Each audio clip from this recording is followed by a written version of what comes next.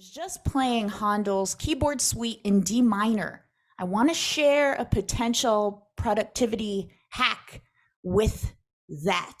I have experimented with listening to different types of music while writing, while creating content, while brainstorming, and I have found Baroque music to be some of the best at getting me into that alpha brainwave state, that meditative state. Some call it flow.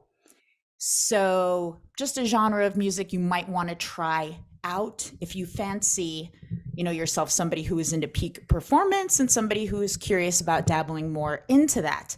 Additionally, you might also want to try one song, just one song on repeat, because the looping of that will also get you into that trance-like state versus, songs changing might peak your brains into more of a beta brainwave state than that desired alpha one that we get into when we're in flow. So just something to try. I will move us into speaking from the heart about this topic of confidence. Confidence. The definition of confidence is trust in your ability to complete a task. It is not the same thing as self-esteem. Self-esteem is like how you feel about yourself. That's not to say the two don't interrelate or feed off of one another. You might find that as your self-esteem improves, you feel more trust in your ability to complete tasks, and vice versa. The more your self-trust increases, the higher your self-esteem may very well be. So it all interrelates, it all connects together. But why might you feel like you lack confidence in certain areas? Why don't you have this trust in your ability to complete a task? If you have these ambitious goals, you want to grow your businesses, you want to speak on more stages, you want to have greater impact, you want to make more money, but you feel like you lack confidence in your ability to do that, what does it mean? It means you're lacking some trust in your own ability to complete the task. I believe the phrase, fake it till you make it, is we could cast some blame onto that phrase. It's a bullshit phrase. How can you feel confident in something you're faking? How about instead, we just do it until we do it? Do it until you do it. The more you do things, the greater trust you will have in your ability to do things. And this is where my notes have this in a different order, but the heart tells me to go here right now. When somebody breaks their commitments to you, or when you see someone else break commitments that they've made to themselves, what happens? You lose trust in them. The same is true of yourself. So you make commitments, you break them, and that's taking coins out of the confidence piggy bank. You're saying consciously or subconsciously, well, how could you trust yourself to complete the task if you've made the commitment and you don't complete the task? Now, one of the reasons we do that is fake it till we make it. Huge, grandiose, great big goals, trying to swing the pendulum way too far in the other direction, right? You go from years or months of not exercising to I'm going to exercise every day. That's a hard commitment to keep. And then you break it, you lose self-trust, you feel like shit, you judge yourself, and you're back in your familiar cycle. So that's not the way to build confidence. Now, big, juicy, delusional, unrealistic goals are great. Remember, none of what I'll ever teach is one or the other, dichotomous bullshit. But that needs to be paired and tempered by the gradual micro steps that'll advance you towards that big goal. And we're going to talk more about what realistic micro step commitments might look like and how you guys can devise some of your own so that you keep putting those dollars into the confidence piggy bank. I want to be more confident. I want to be it. I want to have it in perfect divine timing. I think it was Warren who posted just this morning, Carol Dweck quote, author of the book Mindset, which I think I referenced last week. Great, great book. Carol Dweck, D-W-E-C-K, Mindset is the name of the book. I want to be confident. I want to be. It's like you want this binary switch, 0 to 1. I don't feel confident now. I want to be confident. Carol Dweck says, becoming is better than being. Becoming, the gradualization. I'm going to keep making commitments to myself and following through on them over and over and over again. It is not a switch, 0 to 1. We are engaging in the process, the continual, never-ending, horizontal work of becoming always more and more confident. Because I know there's some folks who I mentor, who I interact with, who probably are not here live right now because they would say, I'm confident. I'm already confident.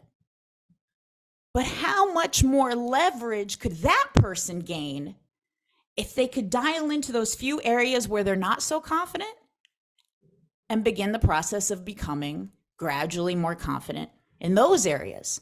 There are always ways to become more confident. Become, not be, become.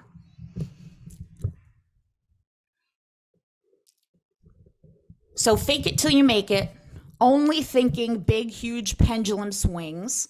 These are some reasons why you might not feel confident yet. You haven't begun the process of becoming more confident. Another factor that might be hurting your confidence is putting other people's needs before your own all of the time. It's hard to feel confident when you're a doormat. It's hard to feel confident when you are a doormat. We even spoke about briefly in our Mindset and Messaging Mastery Facebook group that children are happiest when they see their parents happy. Because then children think, oh, I make my mom and dad happy.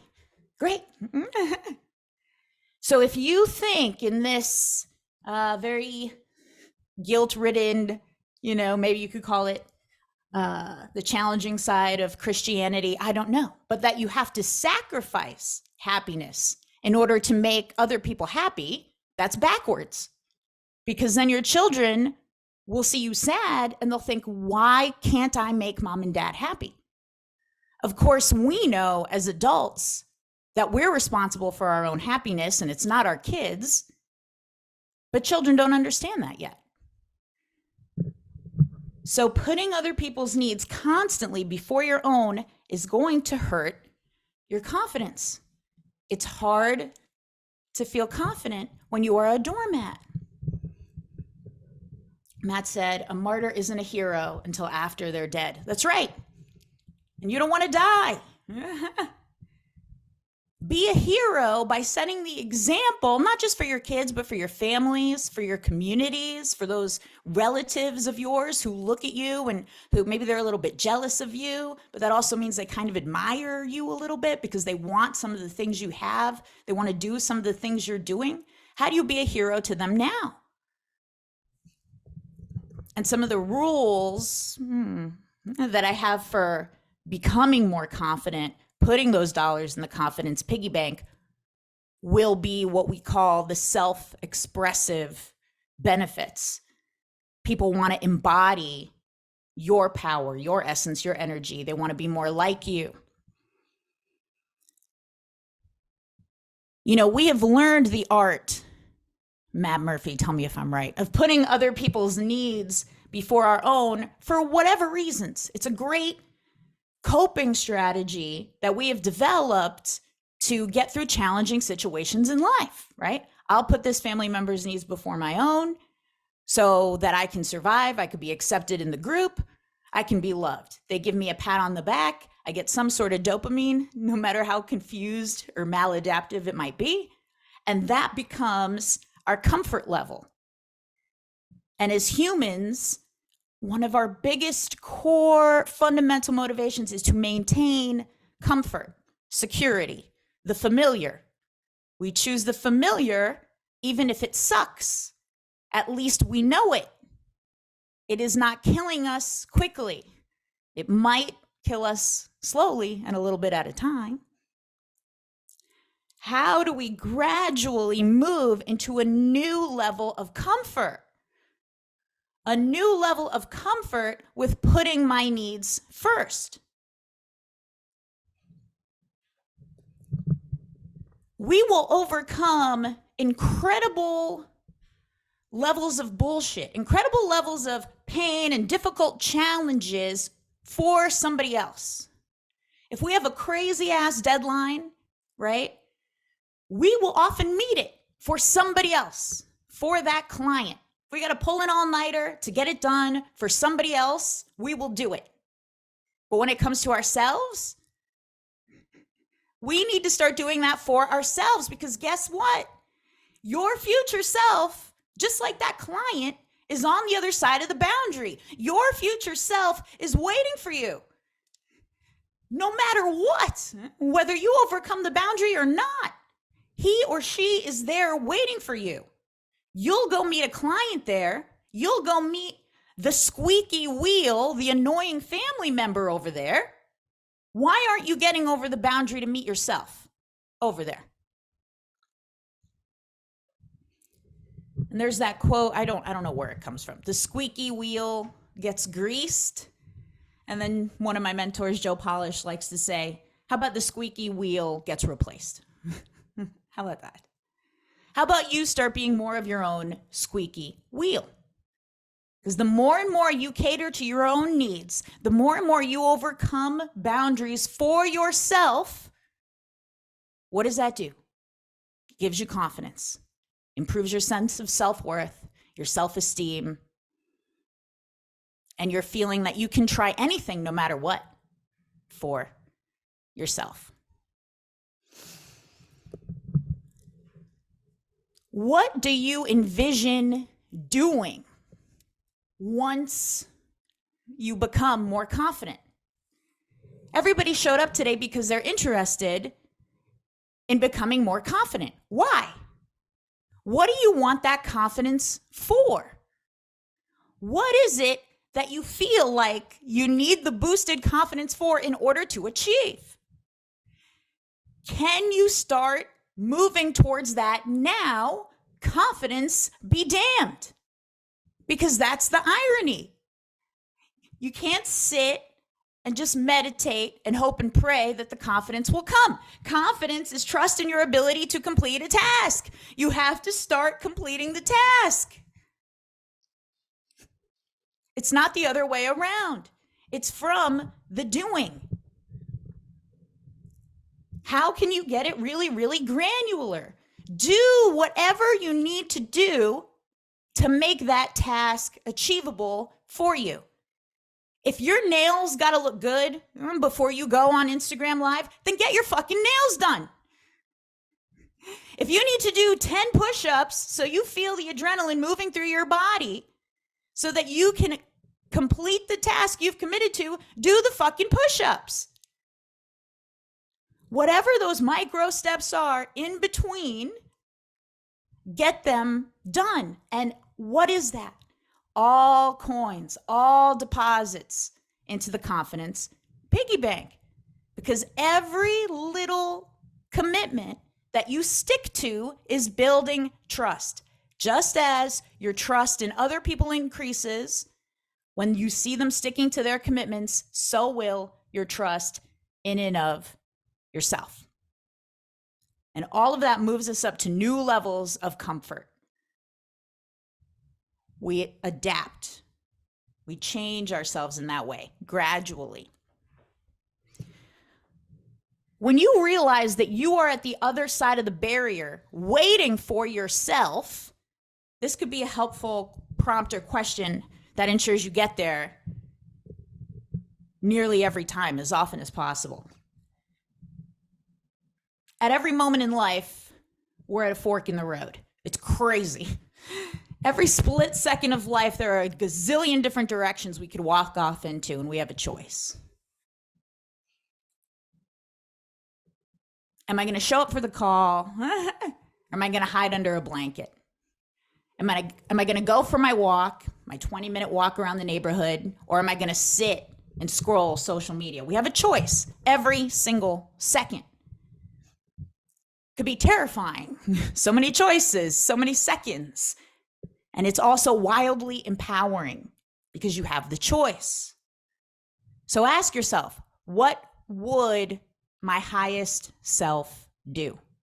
What would the version of me who has the confidence already do? What would he do? What would she do? Would she go take that 20-minute walk that she committed to doing every single day? Or would she say, well, I could skip a day, feeling a little bit tired? When you know deep down the irony there is if you took the walk, you would get more energy. But if you sat around and didn't do anything, you would only feel more tired. You know these things, but we're so good at convincing ourselves to stay with whatever we're familiar with. Start to convince yourself instead to meet the you at the other side of the boundary who is waiting for you.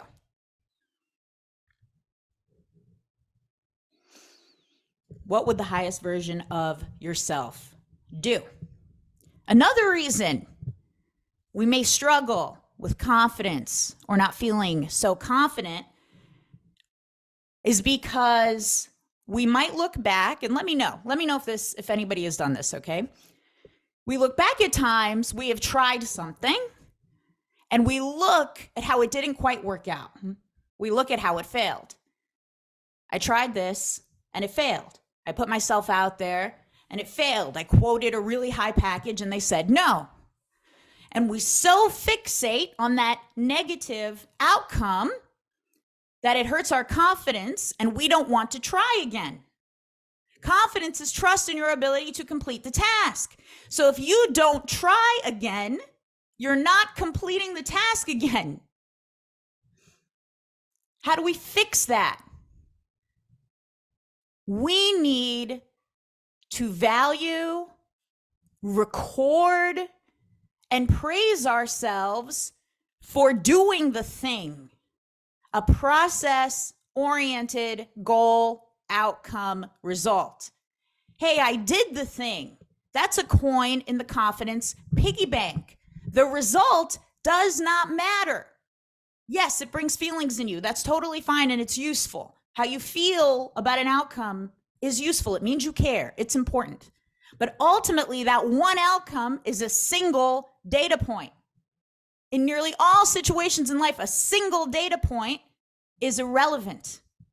You have to keep completing the task to observe the trend. Look at the trend. My father has always had issues with his weight. In fact, I was packing Eden's school lunch yesterday, and she really likes some slices of ham. Not a sandwich, just plain ham. Uncured, organic ham, right? And so I'm rolling up these little slices of ham and I'm putting them in the lunchbox. And just before she goes up to bed, she grabs a slice of ham and she eats it really, really fast. And I call her a ham bandit. I laugh to myself and I say, this is probably not the first time somebody with Catella blood has been called a ham bandit. Just a long way of saying my father has always had issues with his weight. A lot of Catellas do. And to this day, even though he knows so much about nutrition, he'll say, Laura, I would get so frustrated because I would do 100 flights on the Stairmaster, spend an hour drenched in sweat, 100 flights, so much work. And then he gets on the scale the next day and he weighs 1 pound more. Who's done some shit like that and felt incredibly frustrated about it? But what are the problems with that thinking? How could that hurt his confidence so that he doesn't want to complete the task anymore? He's looking at one data point. 1. And he's looking at the result. He's not taking pride in his effort, in his output, in the fact that he committed to do the thing and he did it. So if you keep telling yourself, I am proud that I've committed to doing this and I've done it, and you keep doing it over and over again, don't you think those pounds are eventually going to come off? Even if intense cardio is not the most efficient way to lose weight, still. Yes, Matt, great point. And only one aspect of the result. It's like a data point within a data point. It's the number on the scale. Whereas your cardiovascular health is improving, your stamina, your endurance, heightened level of testosterone, all of that is also improving. But we don't even see that in the number on the scale. So we have to stop getting all wrapped up. Can you catch yourself in the moments where you're wrapped up in a single data point? And instead focus on, hey, I stuck to my commitment. I'm going to keep doing that. More and more coins in the confidence piggy bank. Woo! I told you guys I would be on one today. This is important shit. This is important shit. Confidence is your trust in your ability to complete a task. What impacts your ability to complete a task? 1, your belief system. Do you feel like this task is hard? Do you feel like it's not meant for you? How can you make the task easier? How can you be more prepared? Can you visualize yourself completing it? Can you write a letter or record a short video to yourself on your phone as if you were on the other side of the boundary and you were meeting yourself? What are you like? What do you say to yourself 30 days after completing the task? After your continued execution of your commitment. I tell everyone in here, film a short video. You all have a phone with a camera on it. You all know selfie mode, right? Film a video to yourself 30 days of practicing whatever your task is that you want to commit to. Very few of you will do it. You might say, that's easy. I don't have to do it. But that's the problem. Because now you're not doing the tasks. You're not putting the deposit into the piggy bank. Laura told me to do this. It sounds so simple. It's not a calculus equation, so I don't need to do it. But you're fucking up your confidence. You're not completing the task. Whitney, I appreciate you saying that this is a good idea.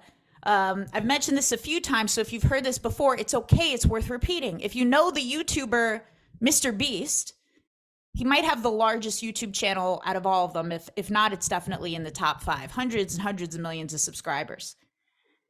If you look back on his channel, he pre-recorded videos of himself when he had like 10,000 subscribers. And he was like, watch this 1 year in the future. And he talks to himself as if it's 1 year later. He's like, it's 1 year later. You have 100,000 subscribers. You've done this and that. Oh my God, blah, blah, blah. He did that at different milestones. 1 year in the future, 5 years in the future, etc.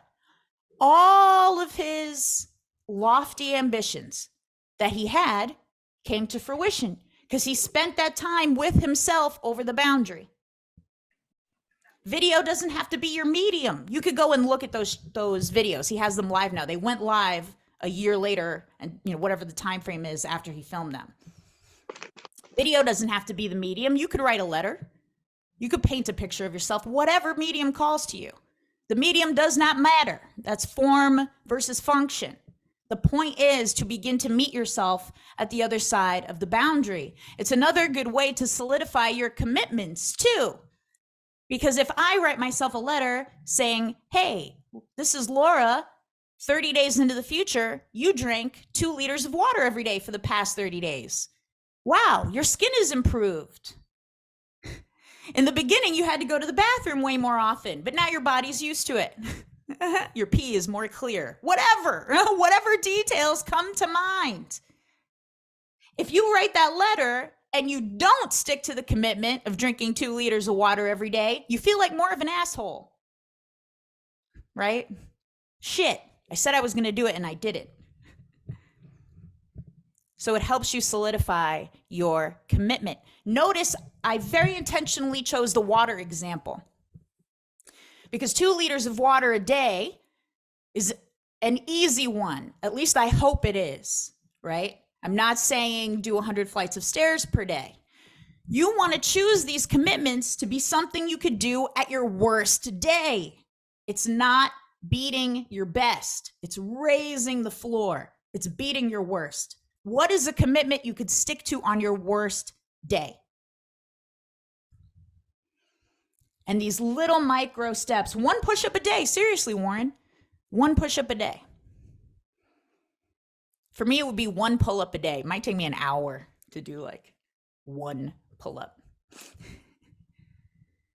Maria says, I never heard it put that way. I appreciate you saying that too because, and it's nobody's fault, I'm not casting fucking blame, but there's so much emphasis on hustle, go, beat your best, beat your best. You had your best year?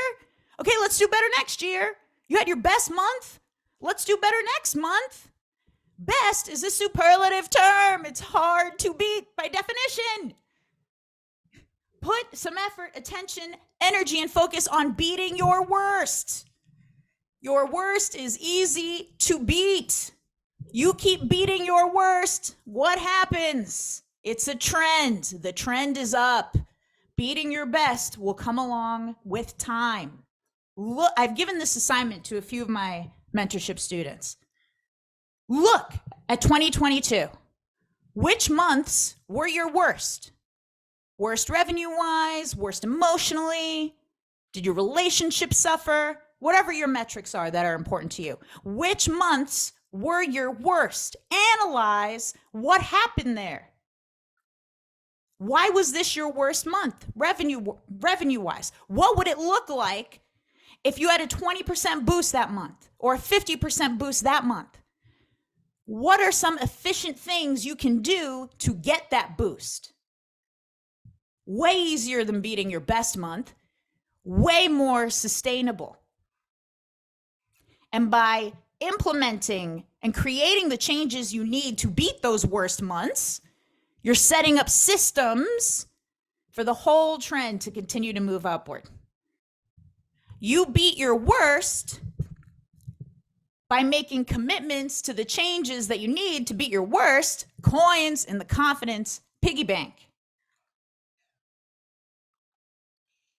A commitment you can stick to on your worst day. I'm going to talk more about stuff for your worst day in a little bit. Oh, or now. This is from my heart today. So now, because we can talk about confidence on the good days. We get up, we have energy, we put on an outfit we like, which matters, by the way. We feel good. It's easy on your best day. The tricky part comes on your worst day. You wake up, shitty night of sleep. Maybe you got into a fight the previous night. Something went wrong. Maybe a client fired you, right? You lost a source of income. Your kids didn't sleep. Everything piled up the night before, and you wake up and you're having one of the worst days. What do you do in that situation? You need to have predetermined the commitments you will stick to on your worst day. What will I do on my worst day? Decide it now. Decide it on a good day, because it's going to be challenging for you to decide on that shitty day. On that shitty day is when you're going to want to stay in bed, scroll social media all day, stay under the weighted blanket, eat 10 bars of chocolate, order pizza, all that shit. So decide in advance, what will I do on my worst day? How will I give myself the extra care that I need on my worst day? And how will I challenge myself just a little bit so that I can be pushed on my worst day. And maybe you already set it up. So if you need that day where you only stay in bed and you eat chocolate and you eat pizza and you scroll social media, that is fucking fine. That is fine. So long as you've already decided to do that and you put a time limit on it. I get 2 days of rooting around and feeling my feelings. And then I'm back to it. You set the time limit in advance. This way, you're keeping that commitment. I commit to give myself whatever hedonistic pleasure and suppression of pain that I need to get through this for 2 days. And then I am back on my shit. Confidence, piggy bank. I'm doing what I need for myself. I'm putting my needs first. Anybody who does not support you putting yourself first benefits by you putting yourself last. And the thing is, so much of the time, it's not other people doing it to us. It's us doing it to ourselves. Our loved ones want us to feel good and to do what we need to feel good. Some of them might not, right? And you have to realize that if they do speak up and they're like, ooh, like what, you're being sort of selfish. That's saying more about them than it's saying about you. Because they benefit from you not putting yourself first. Thank you, Mike. I know, is that what Mary wanted me to say again? I think so. So you decide today, what will you do on your worst days when the confidence is not there? What will you do?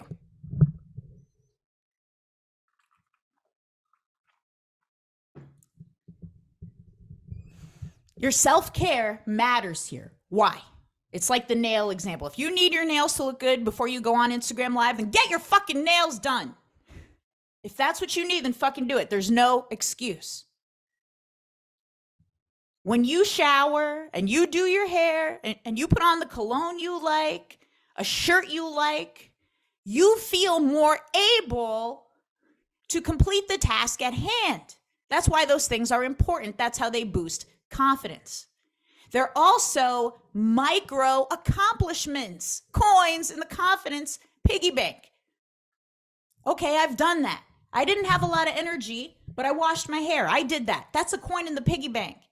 I really wanted to wear sweatpants and pajamas, but I put on a nice outfit. That's a coin in the piggy bank. Now I can show up. So that self-care shit matters. It's not just frou-frou stuff. And you know it. Again, you already know this shit to be true. You know when you groom yourself and you put on the clothes that you feel good in, your energy is lifted. You feel more able to do other things. But this is the easy stuff that will say, it's too easy, I'm not going to do it. That's ironic. Stop with that ironic bullshit. It's too easy, I'm not going to do it. Let's reframe that. It's so easy, I must do it. It's so easy, I must do it. Because that's when all of this shit starts to change. That's what a commitment is. A commitment is when a should becomes a must. That is when something becomes a commitment. Who here has had their back against a wall? I have to make something happen, and I got to make it happen fast. And guess what? You did what you had to do, didn't you? Every time our back is against a wall, we do what we need to do. Why? Because shoulds become musts in that situation. My back is against a wall. I must do this. But we get to the place where our back maybe is not so much against the wall, right? And those musts switch back to the other thing, the shoulds. And when it's a should, what does that imply? You're not doing it. That's what should implies. You're not doing it. I should do it. That means you're not doing it. So what are the little commitments we could flip back into the must category? I must take my 20-minute walk. I must drink my 2 liters of water a day. And if you do fall off, because fall offs happen, you just get back on it the next day. You don't spend a bunch of time beating yourself up and reverting to the place where you never did that. All right, I fell off for a day. I'm back on it today. No use in dwelling. No use in beating yourself up. A commitment is when a should becomes a must. And the more you stick to your musts, the higher your confidence will be.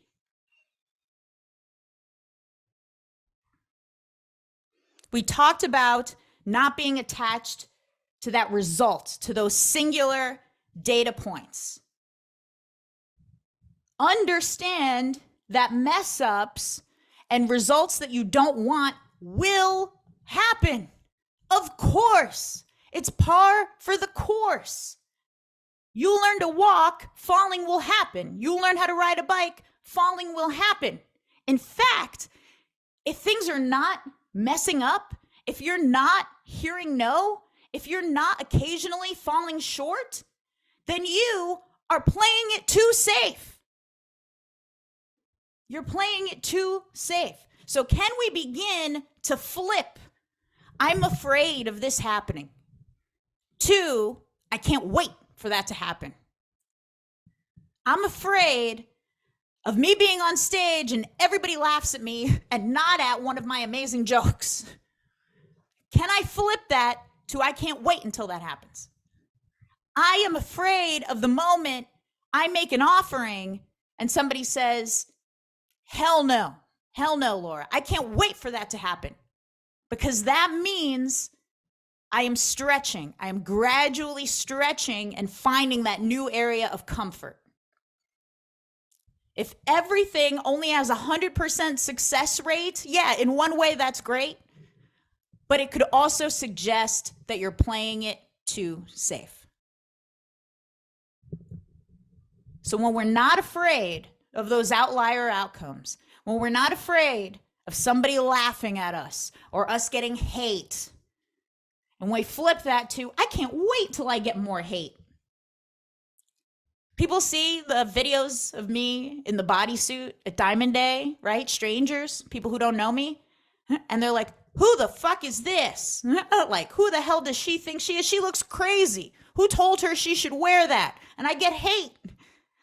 And the first time I saw one, of course, it like hurts my feelings a little bit. I'm a human, but I flip it.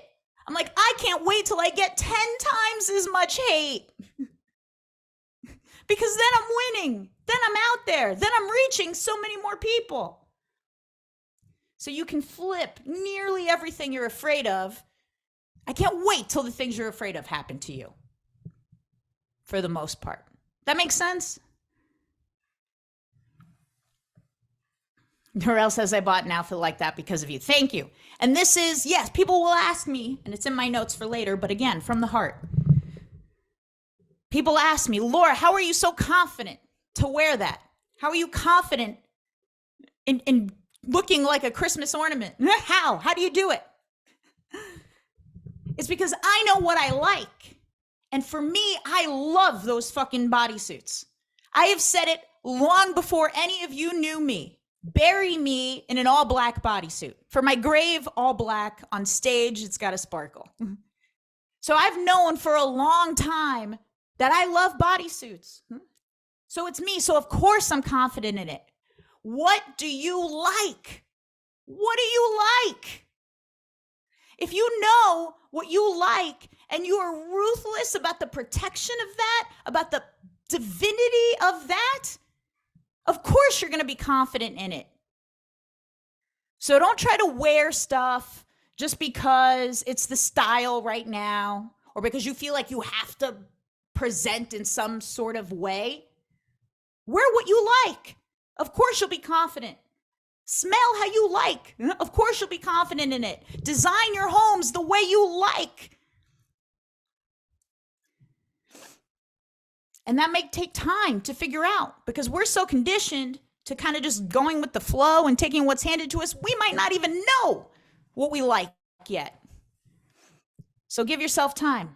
Let your proclivities and your receptivities begin to slowly guide you. And that's all coins in the confidence piggy bank. Let me have a sip before this one, because this one is super duper paramount important. Your boundaries.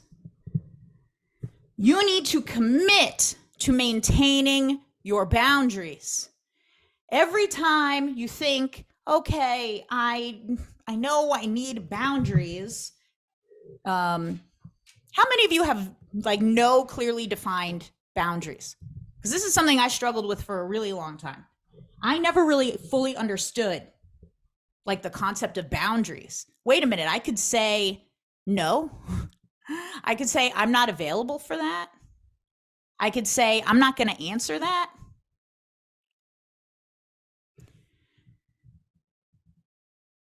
So it seems like a lot of us are in the beginning stages of this boundary process. So even the awareness, hey, it's time for me to begin to think, just maintain the openness and the receptivity of I'm going to start creating some boundaries is huge. Because when you don't have any boundaries and you are a doormat and you put everybody else's needs before your own, it's hard to be confident. It's hard to be confident if that's your reality. I'm going to share my screen for a second. Let me get everything kind of organized, because I saw everything in beautiful divine timing always. Just this morning, Troy, who a lot of us are friends with, shared this great, I'm just going to pull it up real quick, live real time here. You guys see my screen? You just give me a nod. I'm on Facebook. Okay. I'm going to pull up our dear friend Troy Erickson's profile here. This was so great. So he shared this. He even calls it the most plain but coolest testimonial ever. Look at this from Sam Ovens. I'm not doing video testimonials anymore, but I'll give you a text one. And he said, Troy knows email. He improved our open rates by 5 to 10%. I recommend him to everyone. He's one of the guys I trust. Boundary. I'm not doing video testimonials anymore, but I'll give you a text one. That's it. What is a boundary really? It's a barrier that exists in the world. Does the barrier have justification to it? Does the barrier have a little sign underneath that says, I'm a boundary that's here because of X, Y, and Z? Your boundaries do not need justification. Sam Ovens does not have to give Troy a reason why he doesn't film video testimonials anymore. Anybody who would beat you down into justifying your boundaries benefits from you not having boundaries. So how do you micro-step your way into setting up some boundaries for yourself? Because you lay those boundaries down, you commit to them, you communicate them. Coins in the confidence piggy bank. You're staying committed. You are trusting yourself to complete the task of protecting your space, protecting your time, protecting your energy. Can the boundary be you filtering people into a certain place and time? So do a lot of you get asked, hey, like, can you help me with this? Like by strangers, by people you don't like know too well? Hey, can you look at this for free? Can you do this thing for me? I've found it helpful, even though you can just say no. Look at the Sam Ovens example, right? Pick my brain. Yeah, can you pick my brain? Can I pick your brain? Can I pick your brain? That is like, first of all, disgusting imagery. Like, I picture somebody with a fork, like trying to eat parts of my brain out of my fucking skull. Gross. No, you can't pick my brain. I like having my brain full, intact in my head. That's where it's most useful for everyone. No, you can't pick parts of it. So yes, you can just say no. Look at the Sam Ovens example. Or you can do no, but can you move them all somewhere? So I taught that to Carolyn Santo, and she's going to start doing these once a month Ask Me Anything calls. So the way that I like to think about it is free help can be one to many because it's more exponential. It's more useful that way.